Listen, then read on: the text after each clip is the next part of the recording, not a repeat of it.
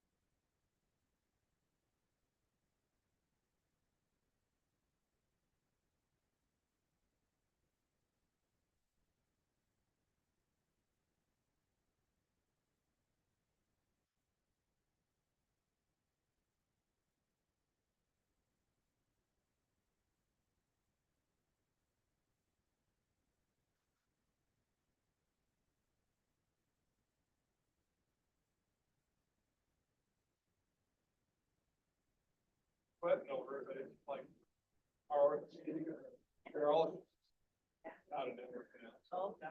Well, Hopefully you don't need them. yeah. Oops, am I in the right spot? You are, come on I in. recognize you guys. So just fit anywhere around the.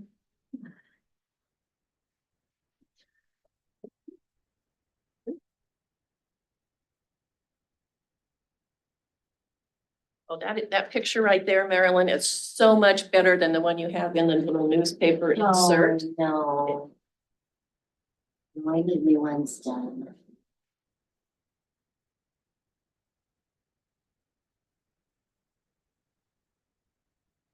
Good morning. Good morning. So we can do this last amount of year. Yes, you get to take that with you, Lynn. I'm gonna go to the gym after this. I gotta get back at it. Oh, I'm so sore, just my whole body just aches. From my hips down to my knees. Do you think it's the weather? No, I think it's because I have not been active. Have you been keeping up with Zumba? Well, I was until then I got sick, right after Thanksgiving, and it was like 2 weeks of not, and then she didn't have it. Oh, yeah. And then now I was so excited for yesterday to get back at it, and she turned her ankle, so we don't have it this week. It's like one thing after another. Oh, no, I did go out and take a little walk. that's good. Yeah, the weather It there was was beautiful. I want to get back at the tone your bones too. Yeah. I really do, so, but it's like, just crazy. But I kind of also, I got off of taking my supplements and stuff for about a month, and I was always taking like that mood free and everything. Mhm. So I'm wondering if that really was doing Doing something. something. And I didn't know what to do. Hoping it's something easy like that. Yeah. Good morning. Hello, Miss Barry. I'll have you sit in a spot that doesn't have papers. Okay, we'll be over here. And if there is, if we don't fill in any spots, then I'll have you. Yeah. She's just figuring, you know it all. You sent the minutes. Yes. Not to Mallory though.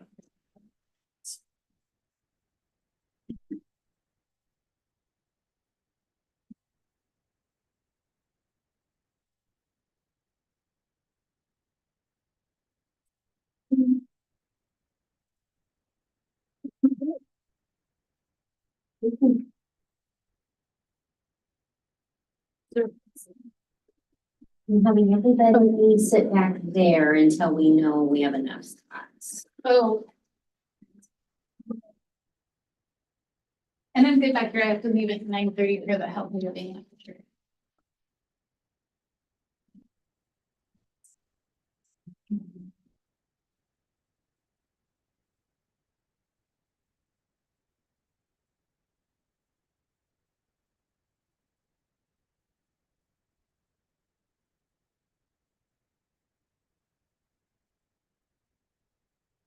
Did Annie arrive in person? Yes. Yes. She's on her way.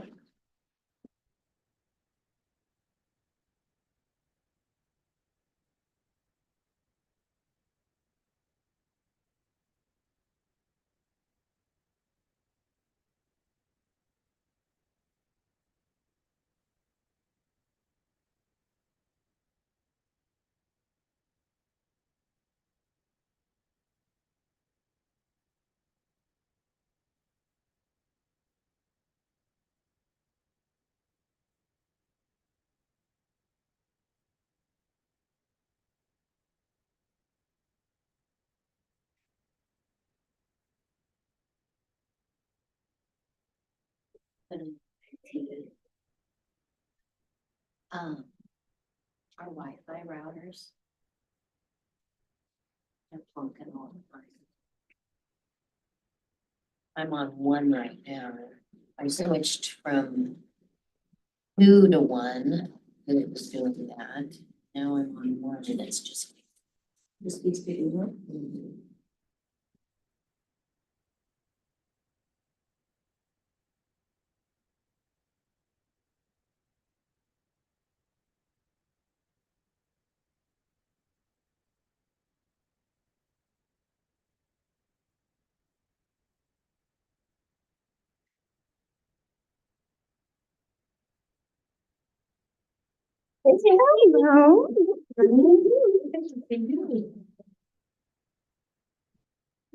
Oh, yeah. Good.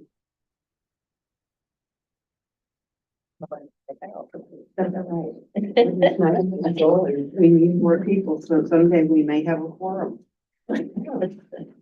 Someday.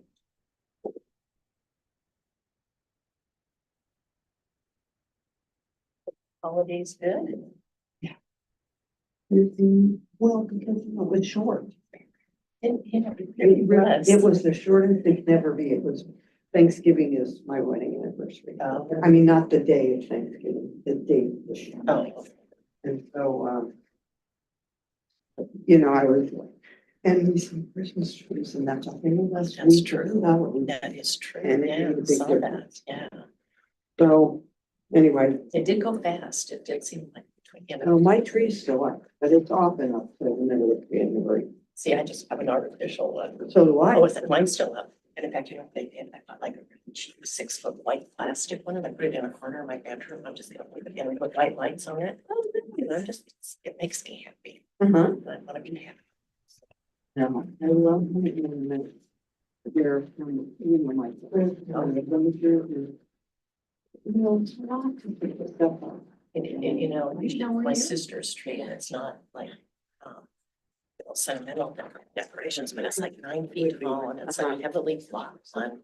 And it is crammed full of ornaments. She does feathers. It's a beautiful tree. I have 3/3. I've been having 2/3 out. I have room on it. Because every year there's been more of an adventure and one year of everything. Well, well, I'm so glad, you know, while we can still do it, right? Absolutely. And so I, just kind of so hard to, you know, and so then I still have John's that he made in. No, it was actually, I was like, you know, so it did like. Is it a wall hanging? Yeah, it's a wall hanging, and I put in a lot of the stuff, you know, sequins with his name and it's a stocking and. On different lines. But I've got the other third in the shed, so next year I may have to break it out. Your son is gonna want I'll that have to stuff look at when you're. No, now, one year they got a tree, so I gave him, my thing was that.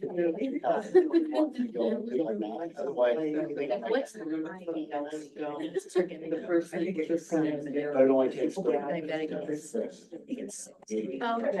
I missed the last, So- only do business in the first. So they. Well, American ID. If you get a copy of the excerpts, do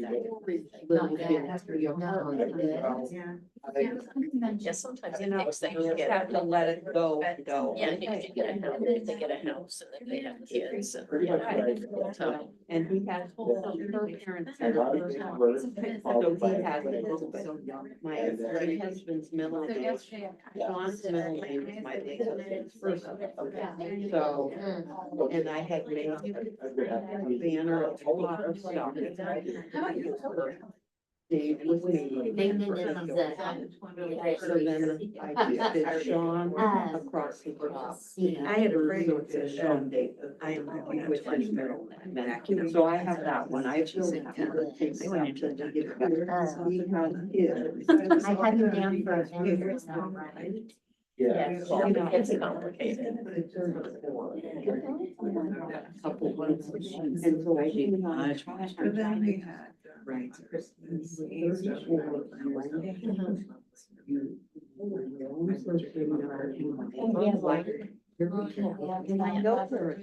Yes. Hi, Robert. Hello, how is everybody? Good. Let me see if I can turn up your volume. Can you hear us? I was thinking that I have some issue. I can hear you guys really well. I think that my microphone, let me try this. How's this? Any better? Yeah, I turned you up. Oh, beautiful. There you go. And I did. Thanks, Marilyn. I tell you, it's nice. So, anyway, this is for the grandchild. One boy in socks. I don't know how the other one will see it, but that. Like a refrigeration. They want the other. It's crazy. So she does. I get this one. I feel that with my grandkids, but they are a handful. But They are where that so sounds nice, kind you know. To you?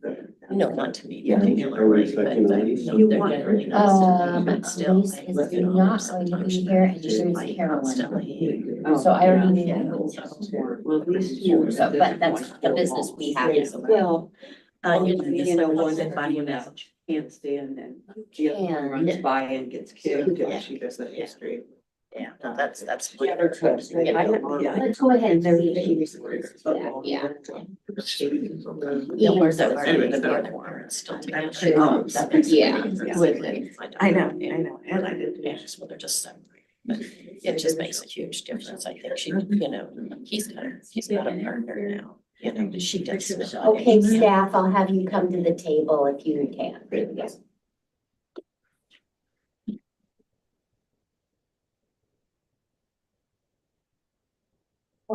It says my internet is unstable again. Yeah. We're hooked into this though.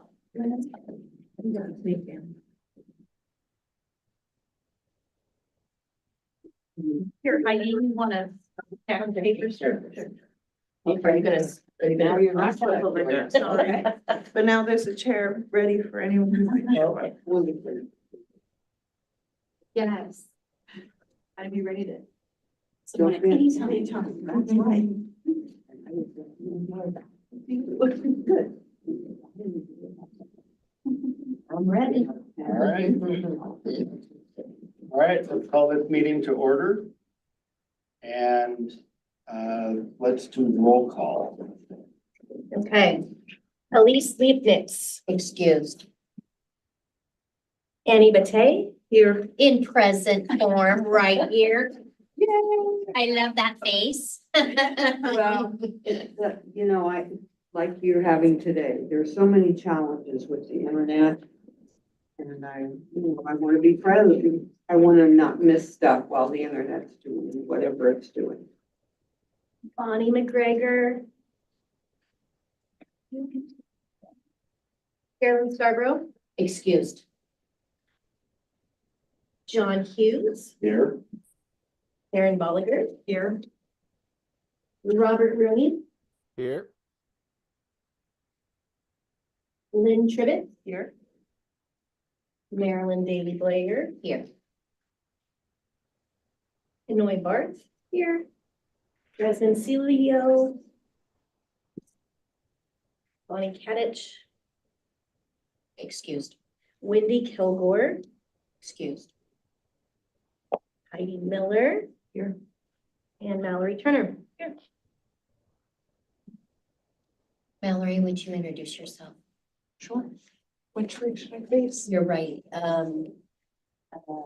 Yep, better turn behind you. Yeah. Sorry, everyone. I'm not gonna talk to you. Look at the screen this evening. Hi, my name's Mallory. I am, what am I? Oh, yes, I'm the master's practicum student. I'm getting a master's of social work at Pacific University. And so my practicum placement is here at Center 50 Plus for the entire school year. And I work with Heidi. Thank you. Please don't ask me to do that. Lynn, you turn to us. I just say your name for Okay, us. okay, because that was pretty impressive. Oh, Okay. Hi, my name's Lynn Tribbett and I volunteer here at the center and I'm anxious to see what this is all about.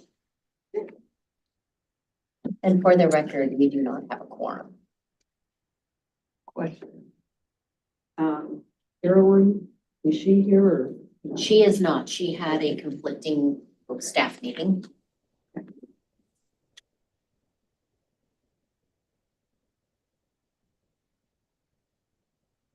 The content of our agenda allows us to proceed. Do we have any announcements?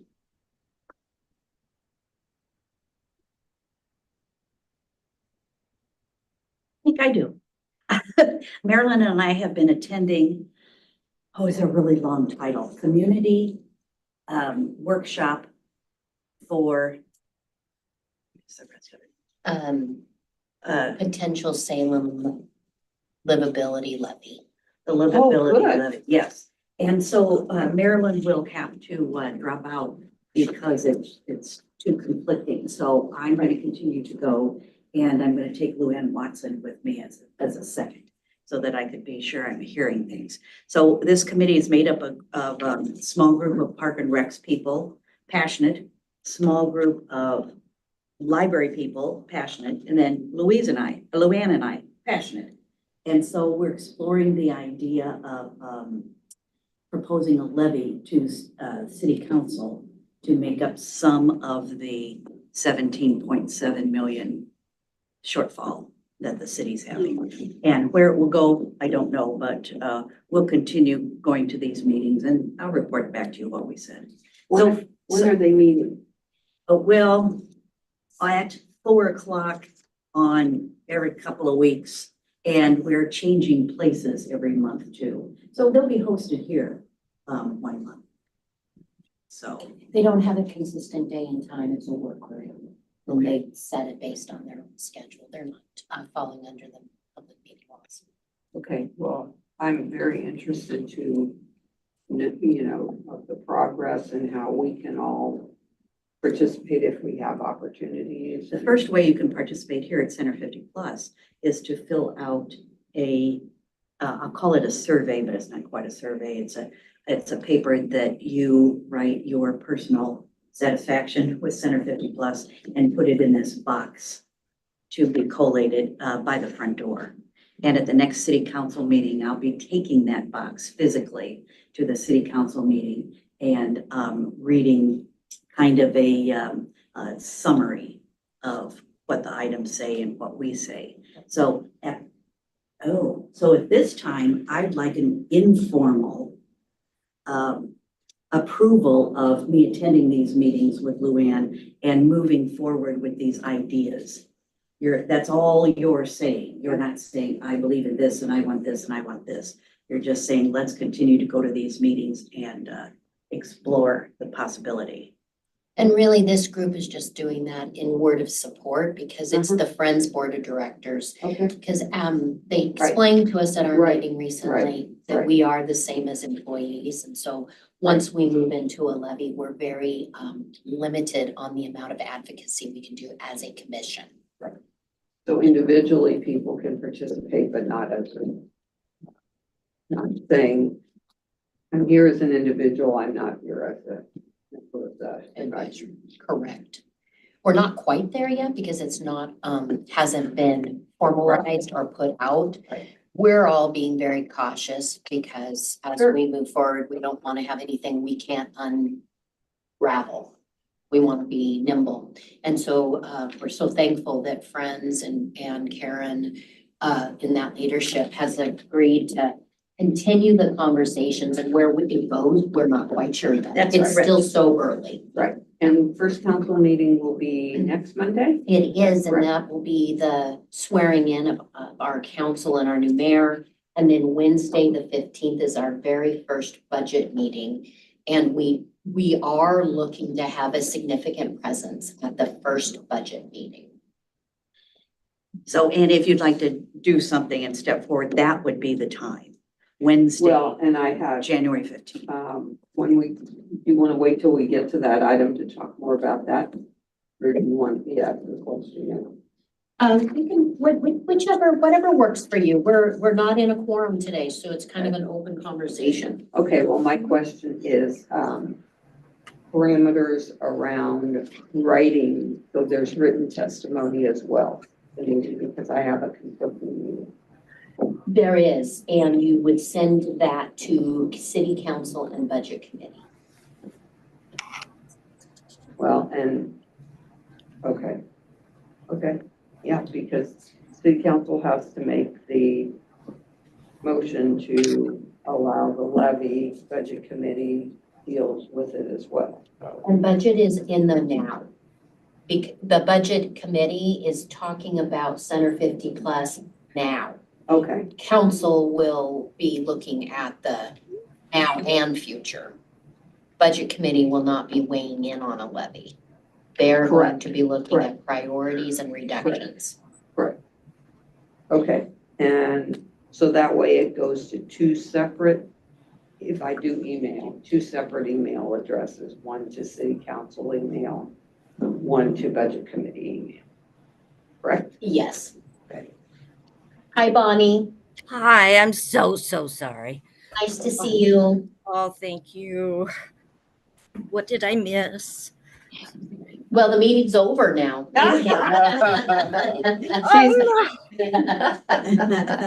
No, we just did introductions.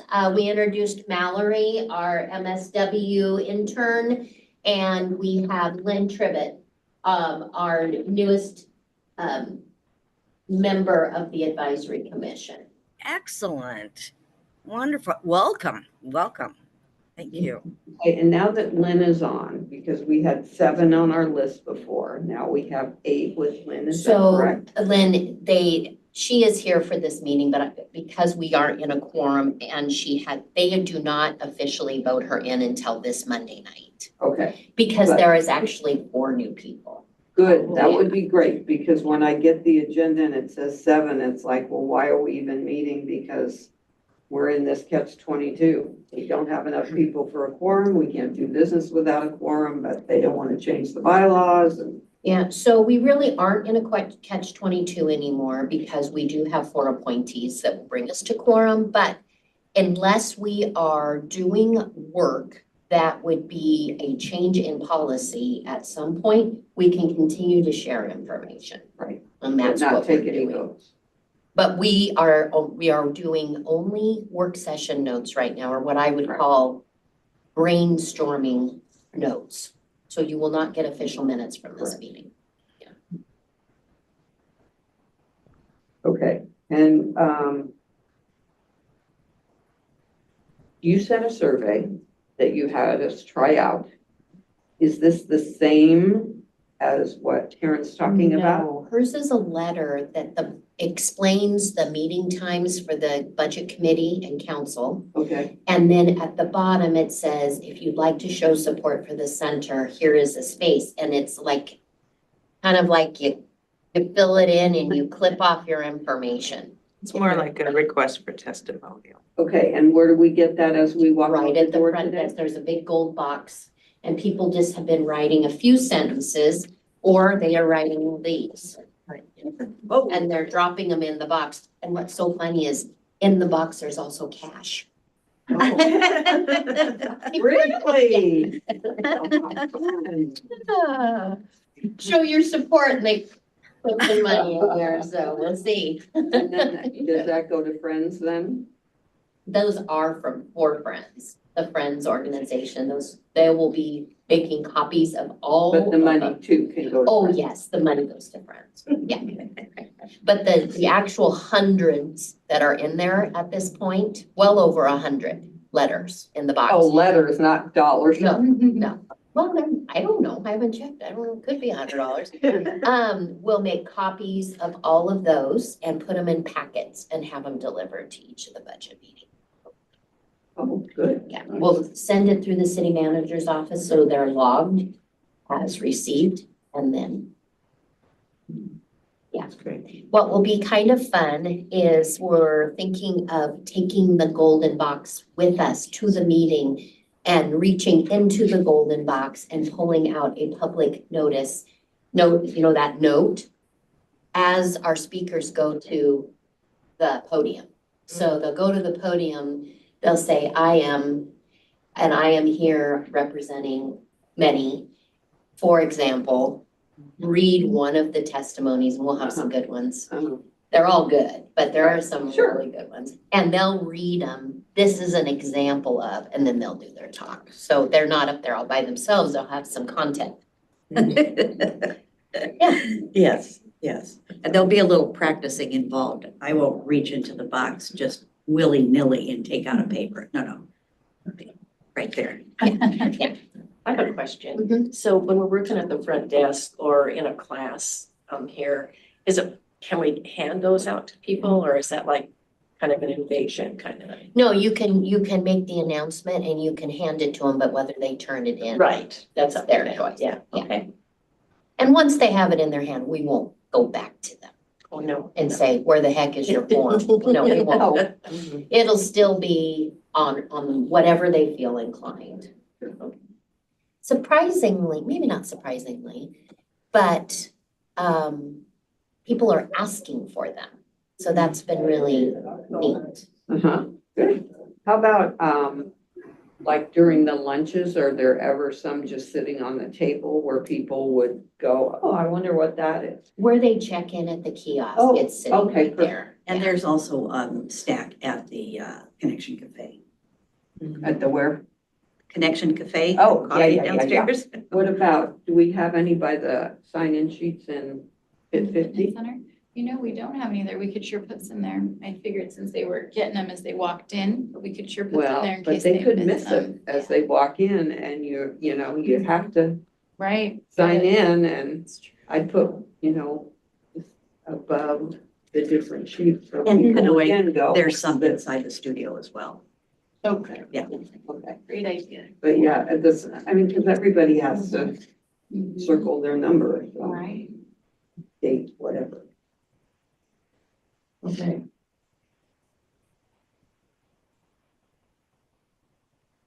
And budget committee is meeting in council chambers, so, right? Wednesday. Not this Wednesday, next Wednesday. Well, we at this point cannot add or delete because we don't have enough people to vote for it. So what you have is what you have. But we can talk about anything we want because we're just having an open conversation. That's correct. Got it. I have an announcement from Northwest if it's a good time. Yeah. Perfect. So we are traditionally at Northwest Seniors, if you were coming and you were needing some services, you're needing some caregiving from us. There's been some pretty narrow financial requirements. For Title 19 services, the income limit it changes every year. Right now it's about $2,500. I think it's $2,530, something like that. And the resource limit, so how much liquid resources you have has always been $2,000. That hasn't really moved much. But in March, so we're kind of gearing up. There's a new program. It's called Oregon Project Independence Medicaid. Has anyone heard about this at all? Yes. Okay. So, right. So the income limits are much wider. So it's double the income. So it's about 5,000 that you can make and you can still qualify. And then the resource limit is 6 months of nursing facility care, which ends up being right around just over 90,000. So when before you had to have 2,000 or less, where people are going to be, qualifying for caregiving with $90,000 in the bank or liquid resources. So I just want to put on everyone's radar that that's going to be open to the public in March. Right now, we've been kind of going through folks that already have services and seeing if it's a better fit for them. So we've been kind of weeding through everyone since around April. And then we've also been grabbing people from a couple of other spots from our OPI wait list, and then uh, folks that have had state plan personal care with us. We've been grabbing them if it's appropriate. But in March, some folks where you would think maybe they have too many resources to qualify for services with us, you might take a double take on that, because it's going to be a lot more wide open. So I just wanted to say that, and I can get some. I have a couple of pieces of like one pagers on the different programs and the eligibility requirements, and it kind of highlights how cool this program is. So I can get that over, and so that Marilyn can maybe share that, and but it should be pretty. It's gonna be pretty exciting. There's not really any downsides to the program. A lot more in-home caregiving hours. It's not going to be a program where you can live in the community. You won't be able to be at your assisted living, or you won't be able to be at a nursing facility, for example, and use this Medicaid benefit. But it is going to you're going to be able to have 40 hours of caregiving in your house every couple weeks. So, Bonnie, did you have a question? I am one that I'm on that side of it, that I need that care. My husband and I need that care. And this is so thrilling because right now we have 3.5 hours of care. And it just is not enough. So, especially since he had to go back to the hospital, this is huge. So I am so thrilled, and thank you, thank you, thank you. It's nice to know we have a resource that is there for us. So thank you, thank you. Oh yeah, yeah. It's going to be catching a lot of people that have been falling through the cracks because of the financial piece. So it'll be awesome. It's gonna be big. It's gonna be really big. So. So Robert, is this a state change or a federal I'm change? sorry, I have to interrupt. The Loomis guy is here and the safe is locked. I'll go. The deposit's already, it's already, yeah, the book's out too. So this is a statewide change. Everyone in the state is starting to implement the new program. Thank you. Mm-hmm. Everyone's kind of doing it in a different way, but everyone's got the same goal of opening it up to the public in March.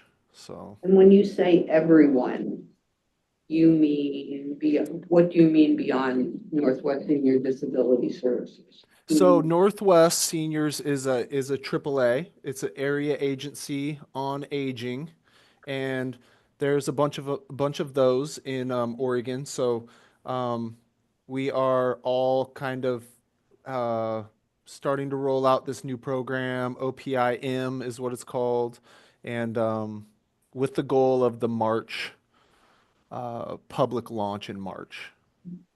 So you mean, when you say everyone, you mean you're the local for us? We're And the there's local. throughout the state. Correct. It's not like United Way or other Yeah, nonprofit. they're regional, like Lynn and Benton counties, Uh-huh. Cascades West in Okay. Albany instead of NWSDL. Okay. Thank Right, you. right. So Rob, from an agency perspective, is March when we'll start seeing referrals for that? You may start seeing referrals for that before March. Like I said, we're turning people's existing benefits into OPIM benefits right now. So if you don't have any OPI folks, so I guess what you would see right now are your folks that have state plan personal care. On the renewal, on their annual service renewal, we're taking a look at all of those folks with that benefit and saying, hey, does OPIM make sense? So you, from an agency perspective, you could see some of those folks getting quite a bit more hours. Okay. If the need is there. Robert, I have a question. Mhm. As the outreach coordinator, when we have patrons that need further assistance, would I use the same referral tool going forward with OPIM as I do with Adult Protective Services or the ADRC? Is it just the same tool? Okay. Yep, you'd send it to the ADRC. So in March, when we get a request for services, someone needs help in their home or needs help in the community, then we'll screen them for all programs.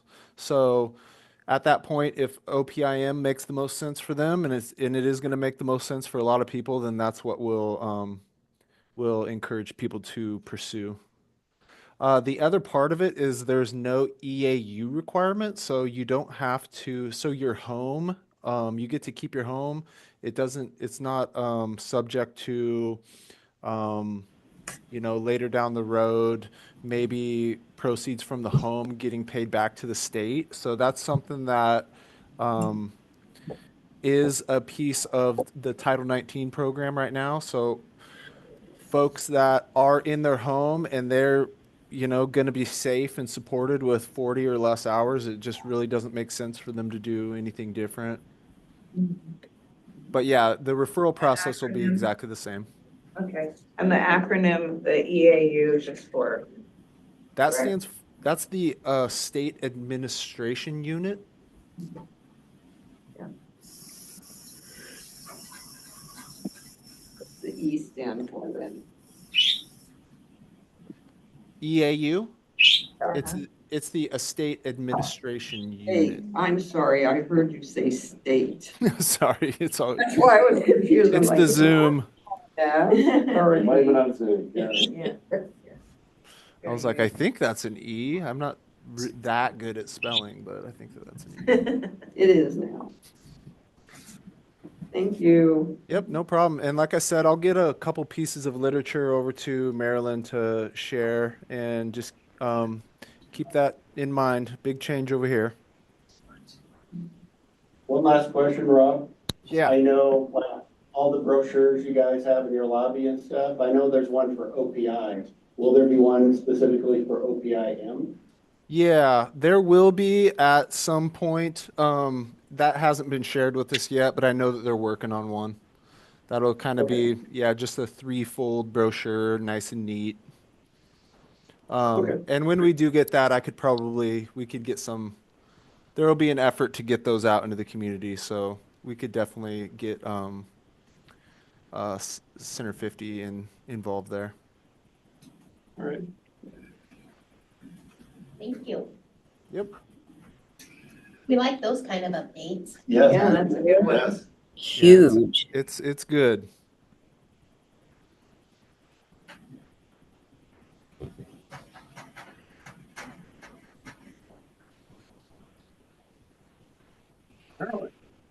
Well, so we have under discussion items, I just want to remind everyone that the budget meeting is Wednesday, 6 p.m. at the City Council Chambers, 555 Liberty Street. And if you would like to do public testimony, I always encourage people to arrive more like 5:30. So you can get on earlier than later. I imagine the Budget Committee is going to have quite a few people testifying. We're not the only ones, but I certainly know that there'll be a nice supportive group there. If you are one that doesn't feel comfortable speaking in person, you can fill out one of the forms down below. You can also be ready to stand. Karen, are you speaking?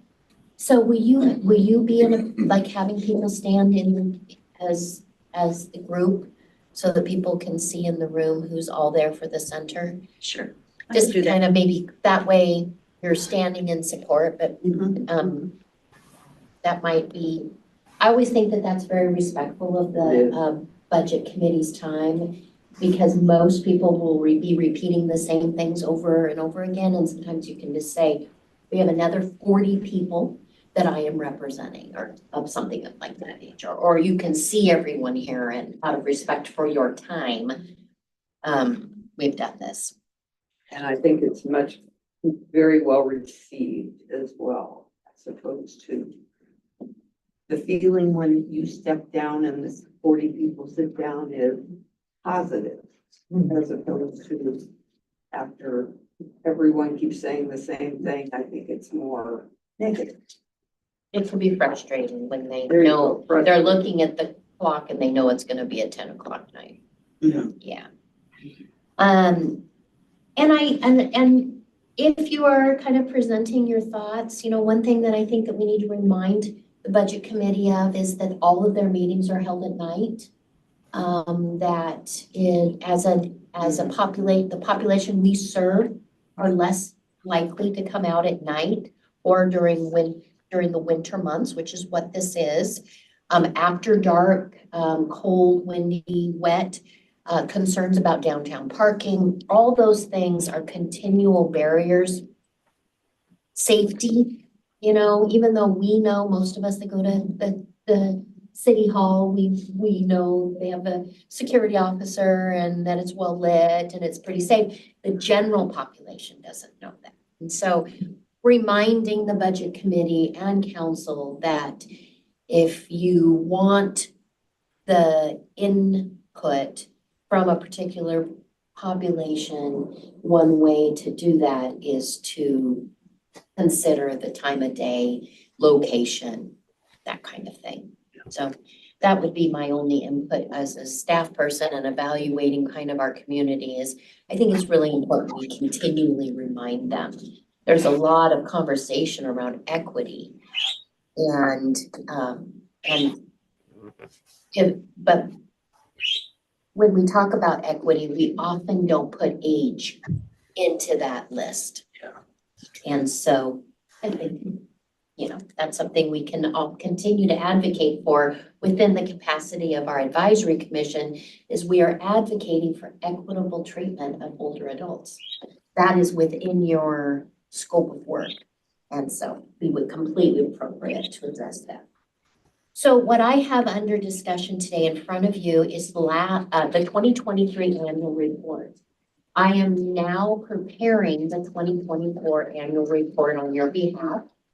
And this is a conversation today because I'd like to know what do we want to celebrate? Well, I remembered that in our annual report, on every page, we actually made an announcement, or close to every page.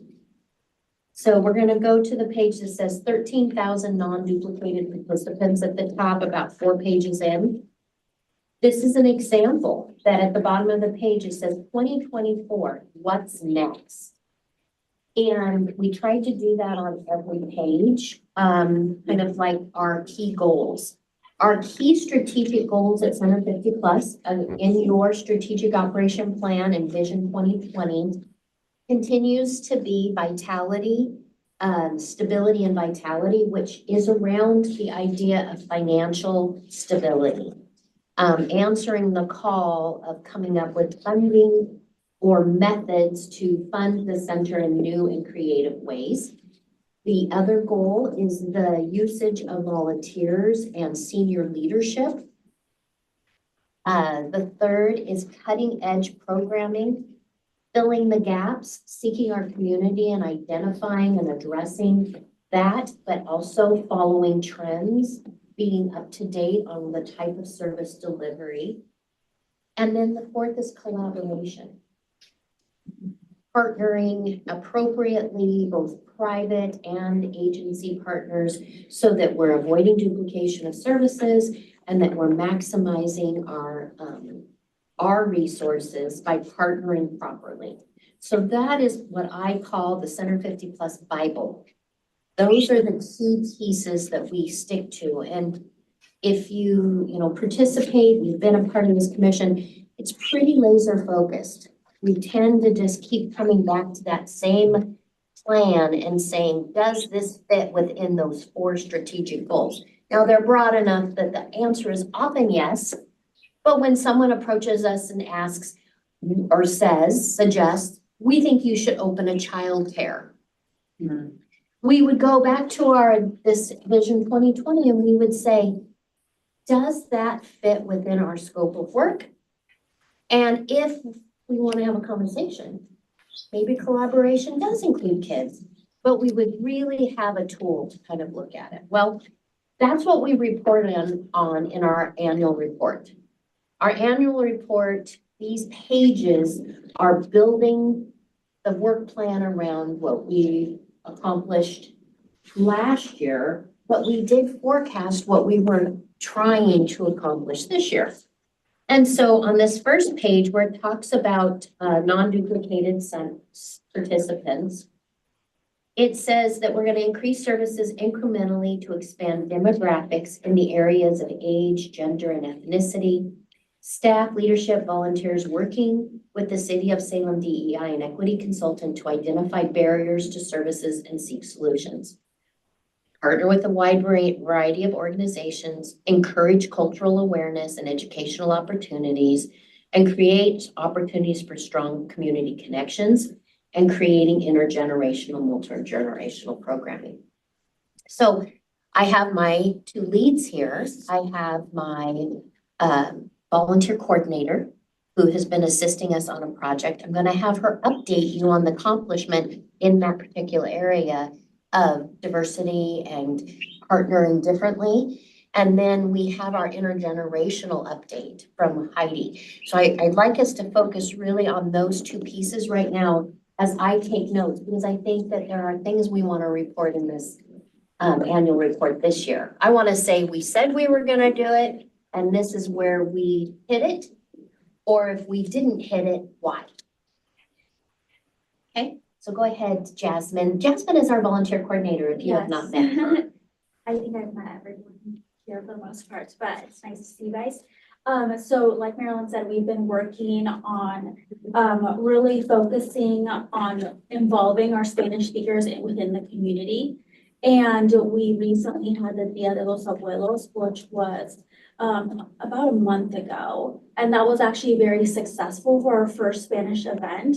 So we had about 80 people there. And of those 80 people, actually a lot have been coming back and making appointments with me to do tours and get involved in the center somehow. So whether that's possibly teaching a class here, whether that's volunteering, or whether that's doing something maybe with outreach and getting out there in the community, back out in the community to reach other Spanish speakers. So that's been really positive. So the number of volunteers that speak Spanish and that are bilingual are going up. And I was able to also call some bilingual volunteers for that day as well. So it's really kind of just nice to see within our own volunteers, we already have not a lot, but we do have bilingual volunteers that are working with us. But now it's kind of nice that they're able to use their resources and their knowledge to also bring in more people and help recruit in that area. And then we're also working on launching our respite program in Spanish. So that would be one day. That would be one day a month, and that would be on a Friday. And so we're going to be looking for volunteers to help run that program as well. And I think as more people know about the program, it'll start to grow. But as always, it's going to be interesting to see how many people first arrive and what kind of people we're bringing in. And then we're also launching our Spanish fitness class. So that's happening on Wednesdays at the same time, I believe, as Tone Your Bones. So it's this Silver Sneakers. So it's going to be the same class, just taught in Spanish during the same time. And then we'll get feedback on that. And then we'll change appropriately to see if maybe we should add in an evening class or go from there. But I think it's really nice to just have something there to start with and then take notes to how we can grow and accommodate and include more people. So those are kind of what's been going on and the updates there. Do you guys have any questions? I have one question. Yes. So, the fitness class in Spanish is gonna happen at the same time I'm reading from the handout too. So will it be in the same room?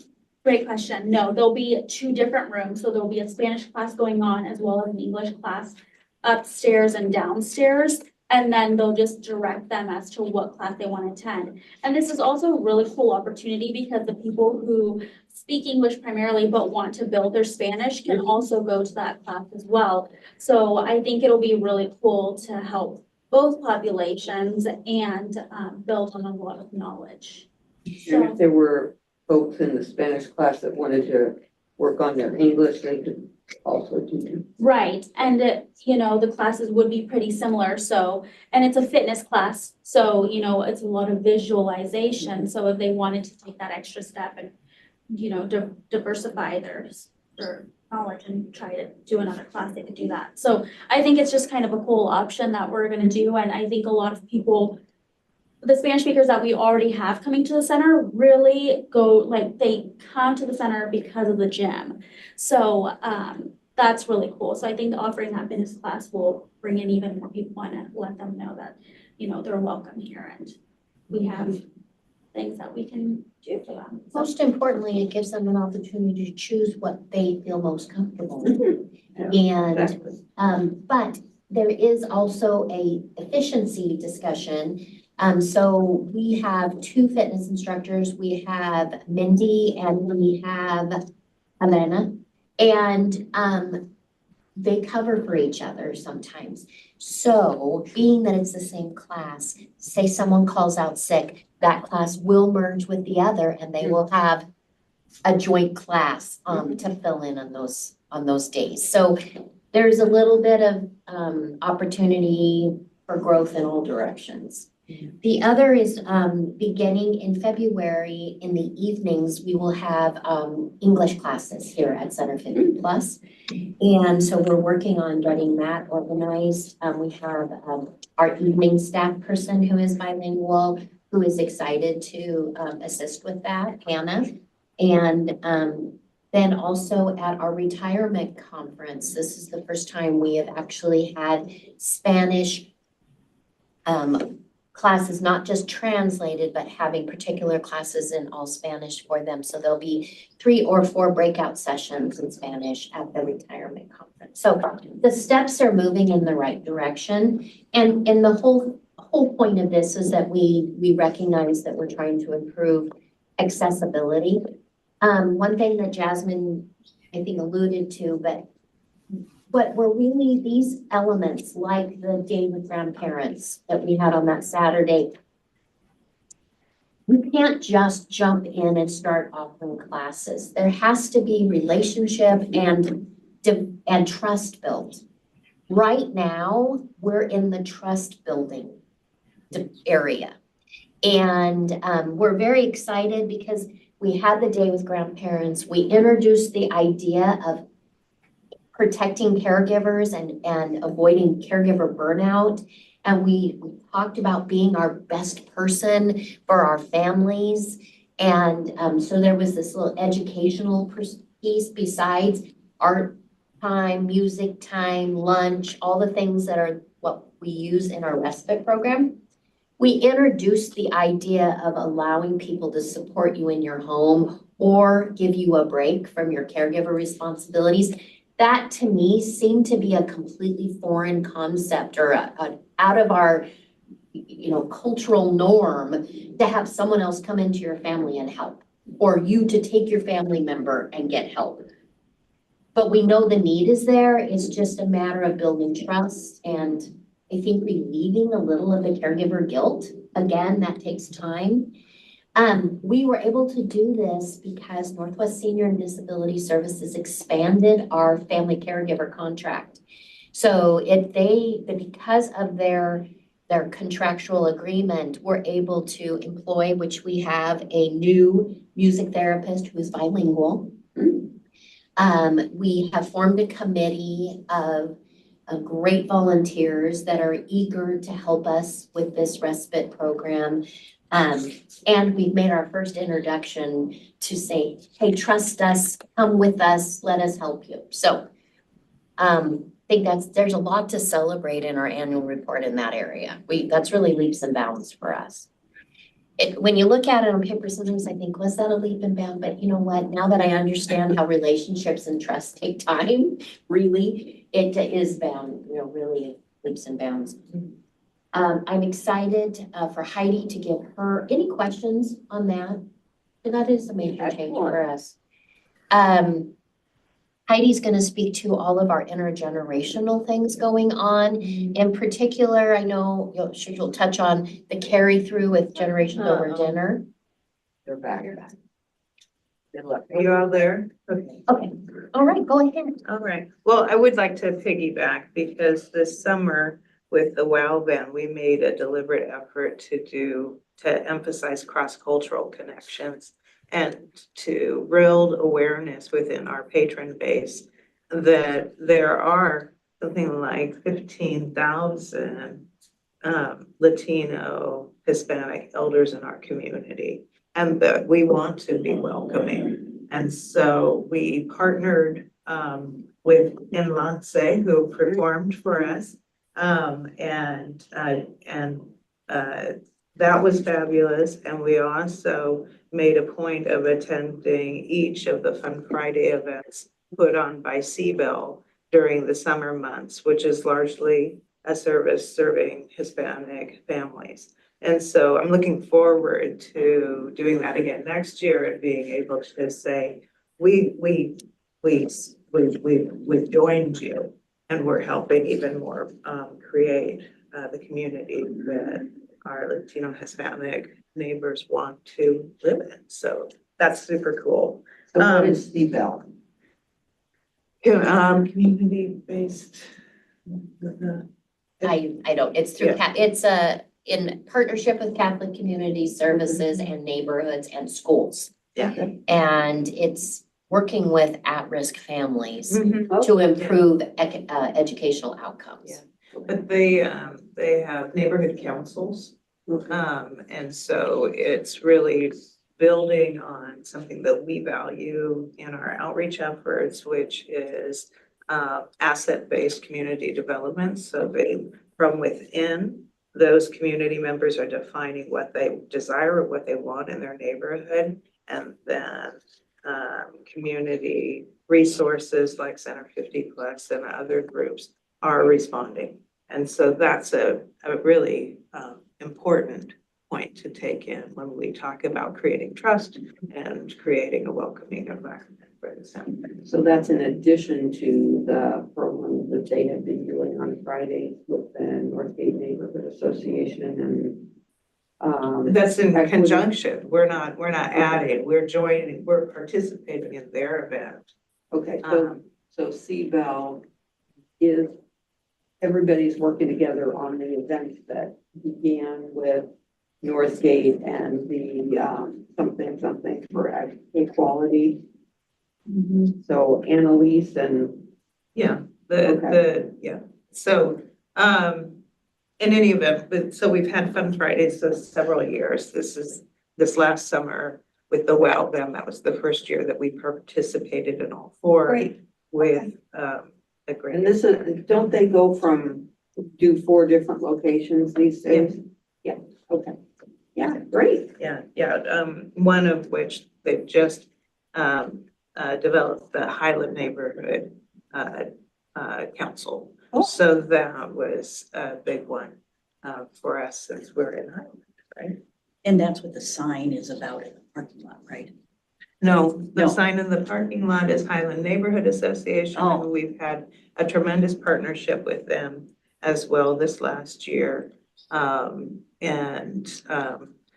That we've done intergenerational programs with them. So we've had opportunities for a clothing swap that was huge, where they used the facility and families came in and participated in that event for youth to, help fast kids grow out of their clothes. So it was nice for the families to come in and participate with that. And then, of course, just last month, we had our second wrapping party where people bring gifts for seniors.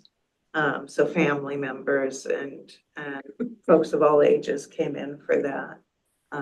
And brought their gifts, and we wrapped beautifully about 250 or more gifts that went out with our Gifts of Cheer campaign in December in our big bus tour. So yeah, so those are all good things. So intergenerationally, the WOW Van is still going out, and we do a lot of programming that engages the whole family, like our zucchini races and such. And so those are fun. We also have a fabulous partnership with Willamette University. In December, they launched their Story Archive, a project that we've been working on for about 2 years with Professor Wynn and her students. In the first semester this year, the research team that we've been working with and Professor Wynn introduced the first intergenerational communications class at Willamette. We had a strong partnership in that. And when they introduced the archive, it was fun because we kind of did a matchmaking project with our writers group here at the center to share stories with the students. And the way that that works is that the students, that the elder shares the story, and then the students ask if they would like to gift that story to the archive. And the elder says yes. And then the storyteller and the student work together to retell that story using a different medium. And so, for example, if it was oral and then now it's video, or it's a cartoon, or it's something else. And anyway, so about 12 of our writers were celebrated and their stories are shared, and we'll continue to grow that program. We also have a strong partnership with and when they did the introduction, every one of those thanked Center 50 Plus and had awareness of what we do here. So that was just great. And then we also have a partnership with the civic leadership at Willamette. And so we've had a number of student interns helping with Generations Over Dinner, helping with our WOW Van activities, and also the Age Friendly Catalyst, which is a brand new designation on campus as a result of our partnerships. And it was this fall in October was Ages of Awareness Day and month. They did a very nice campaign. Another piece of that, you know, in addition to Willamette, we still continue to have multiple students. Chemeketa Community College, Western Oregon, Pacific University, Boise State. I mean, we have a lot of students that are assisting us, and they bring a totally new perspective to our conversations. So on the outreach, I think that it's that continued relationship with Highland demonstrates kind of a new version of what a village looks like. This is people within that neighborhood truly adopting our elder neighbors, and not just in theory, but in action. And if we can demonstrate, neighborhood associations are amazing, but they tend to be very much about what is the city doing, streets, roads, these different things. And we're excited because we're bringing that real neighborly element back to that forefront, where we're saying those are really important, but do you know your neighbor? Yeah.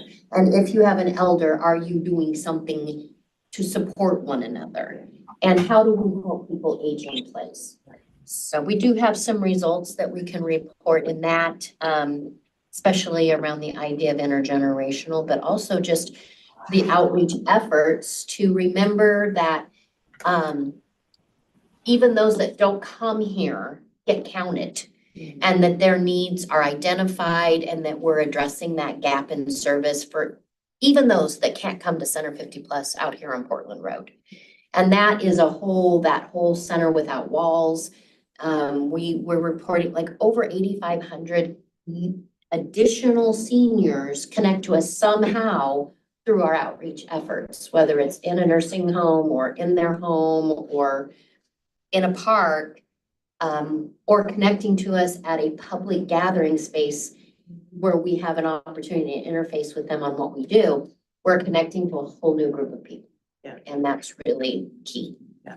And when we look to the coming year, we're going to continue working with our schools and inviting our high school youth to get involved in this movement. So just to let you kind of give you a sneak peek, yesterday I spoke with students in the behavioral health program at CTEC.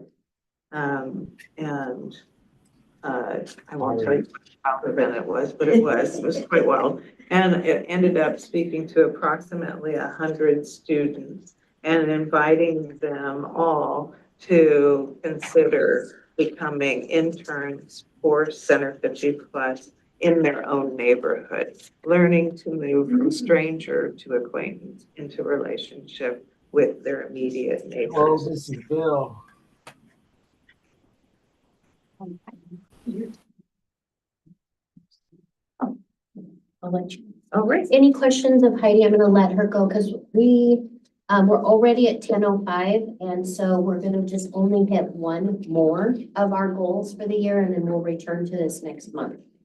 We're moving towards, I would like to send a report to council no later than March 1st. Include December 30th, 31st, and then have us a couple of months to digest what we've done. Thank you, Heidi. Thank you. Thank you. The next, because I do have Pinoy here, if you go to health and lifelong learning, it talked about what's next, and it was to create a center that reflects the community through survey and data from our agency partners, as well as our patrons. So as you know, we've been working on a survey that will be administered in the month of February and March, April, and then we will tell our story through our survey results during Older Americans Month in May. So we're gonna present it as, here's what our community's asking for.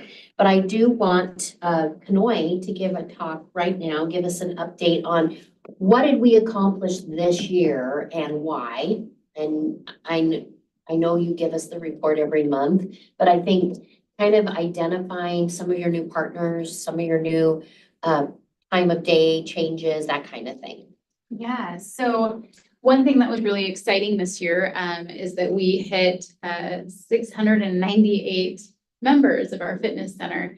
That's pretty exciting because originally you'll remember that Marilyn mentioned that we were really kind of fit for about 350. And that was sort of our goal if we can maintain that. So that's really neat. There was some big changes recently, just in the different insurance companies and what they're going to cover, what groups they're going to be a part of. You might know this, but 90% of that 700 members is folks who are receiving reimbursement, or their wellness plans are paying for them to be here, a portion of their membership. So that was kind of, we're in a transition period right now, getting everybody moved over, but that's exciting to think that they could go anywhere. 90% of these people can go to any other gym and they're here with us. So we're doing something right. We're looking at our gym equipment and everything. We can see that we're really intentional about what the folks in our population are dealing with. Knee injuries, hip surgeries, back issues. One of the best things that we could have done was partner with Dr. Raj of Highway Physical Therapy. What a wonderful partnership that has been. Dr. Raj not only supports us by sending members our way, but I think it's a pretty beneficial for both groups. Dr. Raj actually teaches our orientation classes. So when you become a member of the fitness center, you have the opportunity to work with him for an hour to learn how to use the equipment safely, but also have a physical therapist right there to be able to ask questions. And I think that's pretty exciting for folks. So we usually average anywhere from 3 to 5 people each week just coming in, wanting to learn how to use the equipment. And some of them are folks who've been with us for a while, but they're like, it's kind of cool. This guy knows what he's doing, you know, and they want to jump in there and have that one-on-one time with him. Our classes, if you've walked by the South Hall auditorium area, you've noticed that our classes are getting larger and larger. Mindy can speak to that. She has seen the growth in her Tone Your Bones and Silver Sneaker classes. We are getting upwards of 30-something folks in a couple of these classes. So that's really exciting. We used to be up here in our exercise studio, and then once COVID hit, we couldn't all fit in there. So we went downstairs thinking that was just going to be for a little while. Well, there's no turning back. We're too big. We can't do it. So I think that's neat and opens up another area for us to be able to try out some new programs. One of the ones that I featured here was the Silver Sneakers Classic Spanish speaking. This is really cool, guys, because this is our first attempt to have a Spanish speaking class in here. What's kind of neat about that is we are doing it at the exact same time as our English speaking class that Mindy teaches. So if ever she's not able to be there, our instructor Elena is bilingual and she's able to do a bilingual class. So kind of neat. Really excited to see how this takes off. I think it's just the beginning of more Spanish speaking programs that we can offer here. So that one's a neat one. The other classes that we've been offering, we've just seen growth every time. We aren't having to cut any of these classes. So that's pretty encouraging. Healthy living lecture wise, you'll notice that monthly we've been doing healthy living lectures. We're at a fun place right now where people are reaching out to me asking, hey, can we please come to the center and do some talks? And I mean, we're planned through March and I'm having to push people off because we only have so much before people just go, I'll get the next one.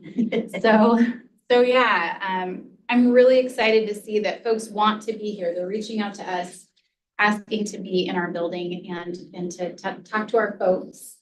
I think one of the best things about our fitness staff, or excuse me, our fitness program is our staff. Everyone is so passionate and connected to their purpose here. And that's what brings people in. People don't necessarily come here just for the class, they come here for the instructor. And we seem to have a knack for getting some pretty awesome instructors. How about the offering lectures on Saturdays? Yes, that was new for us. Natural Grocers wanted to partner with us, and the only time they really had the availability to do outreach was on Saturdays. Notoriously, Saturdays is hard to get folks in here on a regular basis to do lectures. Not anymore. She's getting anywhere from 12 to 15 people here on a Saturday once a month. And the group it's kind of like they like it so much they just keep coming. We've been offering them in series rather than just one-off classes. So you can take a nutrition series, health series, and that's been really great. I am so excited to see it grow so much. Yeah. I have a question about that. So, what are the parameters around, because there's an educational piece, but this is a business that sells supplements.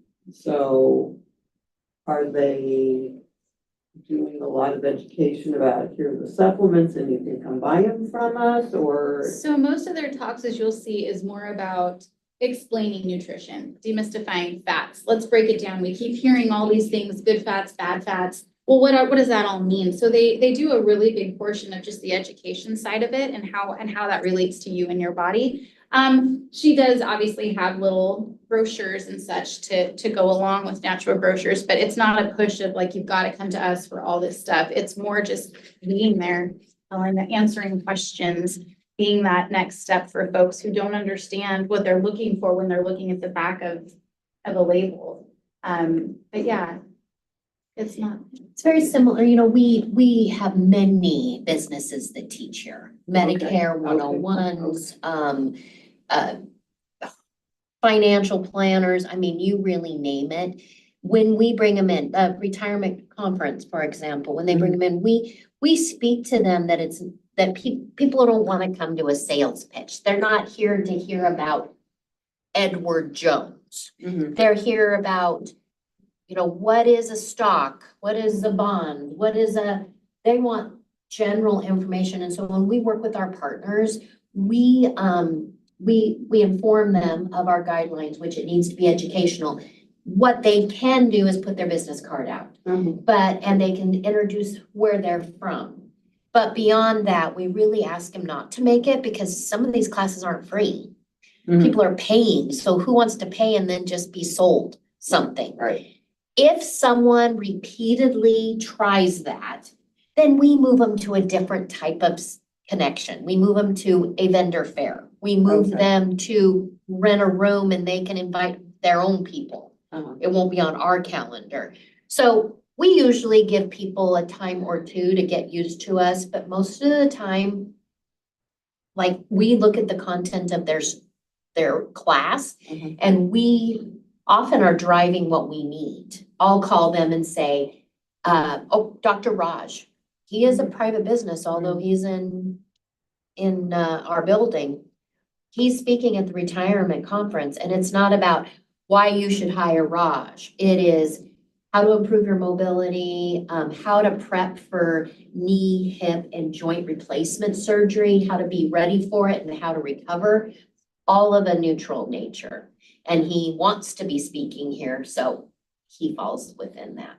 So that's kind of how we do it. Well, and you know, when we have the check center, I mean, they're coming from the medical field, et cetera, and I would just want to be sure that, because I think anything we do in our building, people assume these people have been vetted and they're giving honest information that is credible. And so, you know, the idea that whatever Natural Foods is explaining about health and nutrition and all of that would not be against what the Check Center is teaching in regard to nutrition. So we have a consistent, safe message. Yeah, and in addition, the Check Center doesn't offer all of these, and they also rely on volunteers as well. So the skill of their instructors, we use them as well. They offer Right. classes here Right. too. I would say that the quality of the instruction is fairly equal in terms of the skill set of the people that are speaking at each of those. Usually it's not just, you know, the cashier that knows something that they know. To the health and wellness coach. Yeah, so I mean, so we do, we've been using that relationship with businesses for, so it was the first change I made 25 years ago, was to reach out to our business community and expand our service. One, we're always asking for money, so therefore, what are we doing to cultivate that relationship? But also, we just found that in the private sector, you have a lot of really skilled, qualified individuals. And then also the Check Center can't keep up with all that we need. Or same with Salem Urology or Salem Radiology or all these different places. They don't have the bandwidth to meet all of the demands we have. So, but we try really hard to hear, well, seniors are not quiet. So when they come out of a class and they're like, I didn't get a thing out of that. All they wanted me to do was sign up for the Plan B. We don't have them back. We just move them right over to a rental arrangement, or we move them over to a different space, or we just don't invite them back. I would say that legitimate businesses that are really, tend to have long histories. They tend to be willing to sponsor themselves, meaning like pay us to be here. Ones that tend to be a little bit only for sales, they often want to do it they want to be in here for free, and they don't want to make a commitment to us. They aren't invested as a partner. They're more like I don't know, I think of some of the audiology companies that, you know, we have actually fired We actually don't do audiology except for with 2 partners now. Because they have a reputation of meeting with and selling things to people in their homes where they're alone and they don't have the comfort of other people. And so when we started saying to them, well, to a senior would say, no, you just tell them you're gonna meet them here at Center 50 Plus. They would say, well, that's not necessary. Well, as soon as you say that's not necessary to meet me in a public space with other people around, should be a red alert. We Right. just, so seniors are not quiet. They tend to tell Oh, on yeah. what's happening that doesn't feel right, the red flag. And then we also are pretty sensitive when people like kind of come at us in a very aggressive way. We do push back. We had a testing company. Before COVID, but it's in my mind. They were so aggressive about getting into this building and running medical testing things. And at the time, we kind of checked in with the hospital to say, hey, what do you think of these? And they said, well, I know they're a legitimate business, but they don't do insurances and it's cash pay. And it was these different things and we just, we didn't, as staff, we don't really like to be bullied around. No. So, but those are all things that we keep in mind. And our first go-to is the Czech Center, honestly, because they're a corporate sponsor of us. I mean, they're a nonprofit agency sponsor of us. So I want to pause there. We've heard quite a bit of information today. I think as you can hear, it's been so far good news. But we're gonna move towards the other areas next time, especially in the area of our family caregiver support. And of course, building community, our outreach efforts, and then ending isolation and loneliness. And then our age-friendly work. Those will be the ones we'll talk about next. I did give you our director's report. I'm not gonna read it to you. You all can take the time to read that on your own, but please do, because we do have a couple of things I want to highlight. In front of you is a flyer for the Voyage, the retirement conference. We have Dr.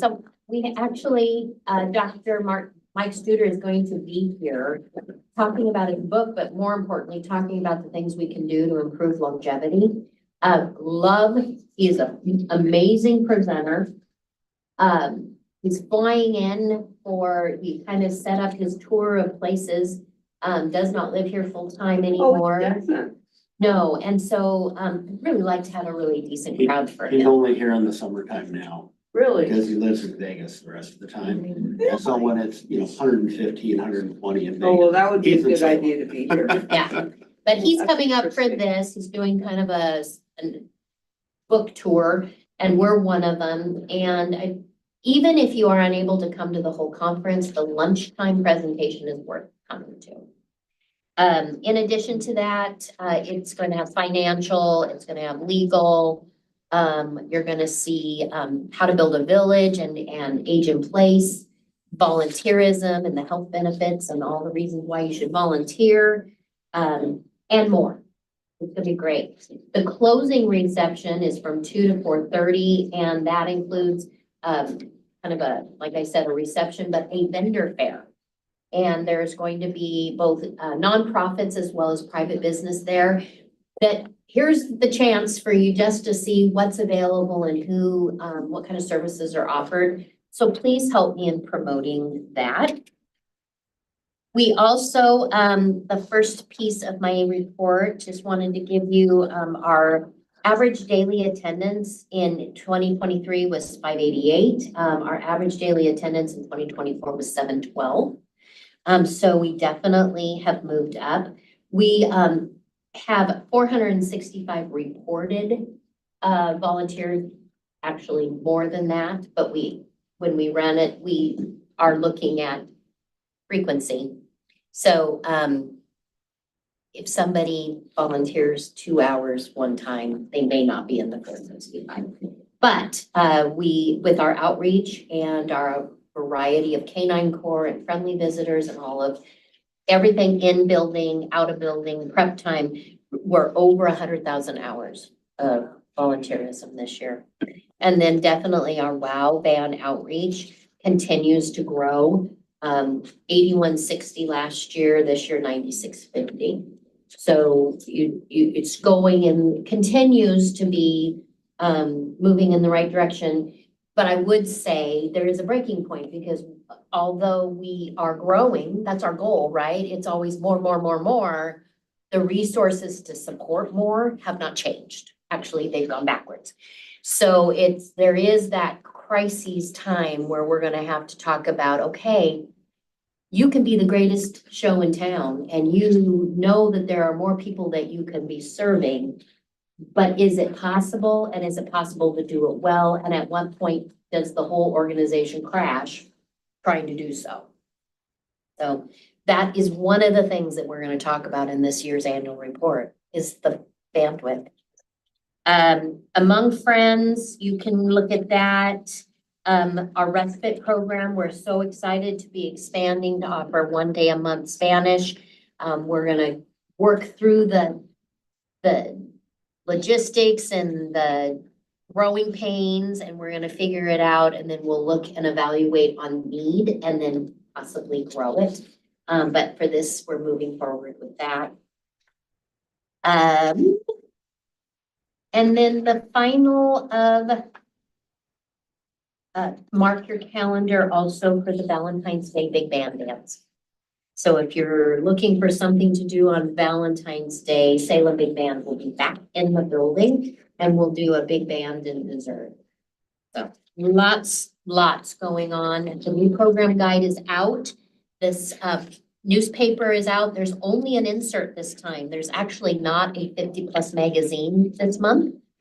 We went ahead and just did our insert. If you want a stack of inserts to take to where you live, your clubhouses, your doctor's office, your grocery store, grab them at the front door and spread them out because there is nobody else distributing them. The rest of the months when the magazine gets distributed, there's a company that takes the magazines around.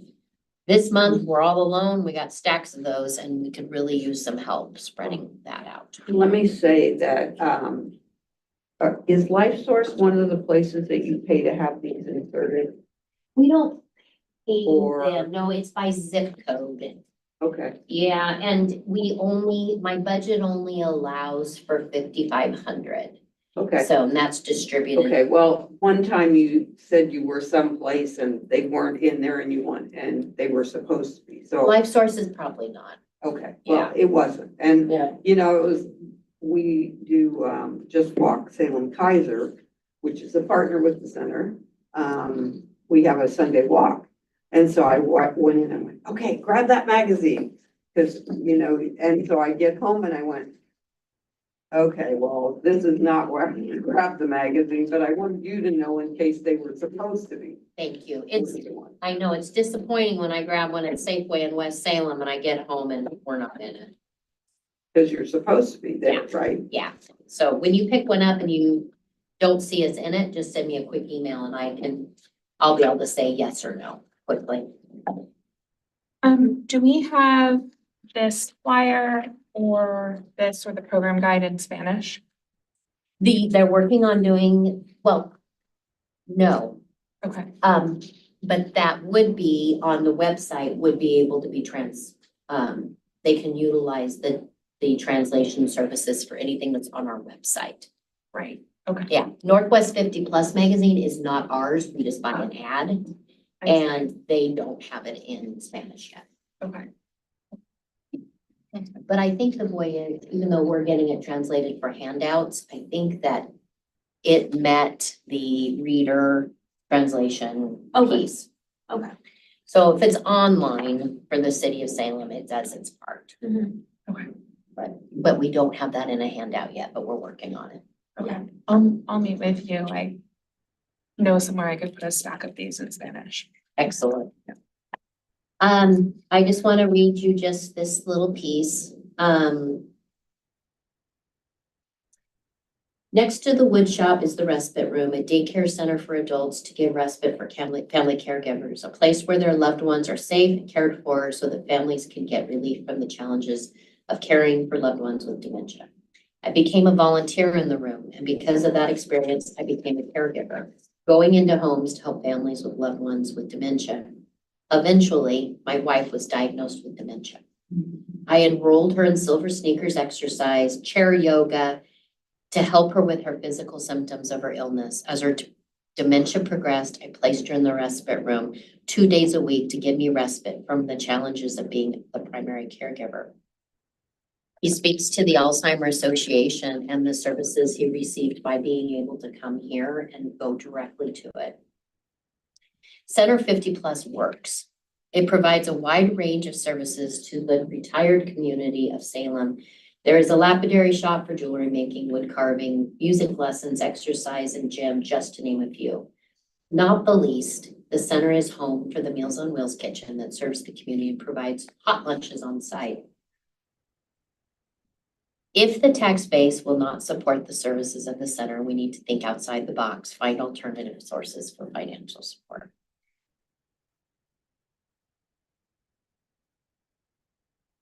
It should not be reduced. It should be expanded and made more effective, not reduced ineffectiveness because there are not enough resources. Center 50 Plus is needed for our community. But his story, as you hear it and as they read it, he came in as a patron, introduced to a service in which he became a volunteer, in which quickly became a resource for his very own family. Now his person has been placed and he returns back here as a part of his healing. Did I say replaced? I didn't mean that. I meant has been placed. Yeah. So no longer living at home. But his very first next place to return to for the healing of all the changes in his life is right back here, full circle to Center 50 Plus, where he then continues the cycle of helping other people. And that is kind of the message that we're seeing over and over again. I came in for one thing, and then it became this. Or I came in for this other thing, and now I am back to work teaching, you know, I'm earning an income because of the connection I made through these things. It's so interwoven because, and that's why I always go crazy about the different computer systems we have here. Because we have logistics to talk about volunteers. We have point of sale to talk about registration for classes. We have donor database. But all of those people are the exact same. They come here to do, they come here to contribute, they come here to support. They're that interwoven. It's not one person doing one thing. They come in as a patron and they leave a supporter, or they continue to give back. And so I think that's the message that I hope that council and the budget committee continues to hear, that it works. Because it's not just us doing or entertaining or doing something that you can pretty much do in any other location.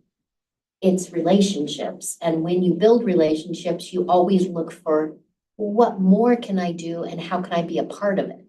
It's a different mindset. It's not transactional. Lynn, I'm sorry, what were you? Oh, no, I was just gonna say, I had tried to get friends to come for years and years. And then a couple of them finally did. And one of them now is on the board and, you know, she's going to the meetings with you or, yeah. It was like, she got in here and it was like, oh, I like this. And it really is the people. It totally is. It's my lifeline, you know, living alone.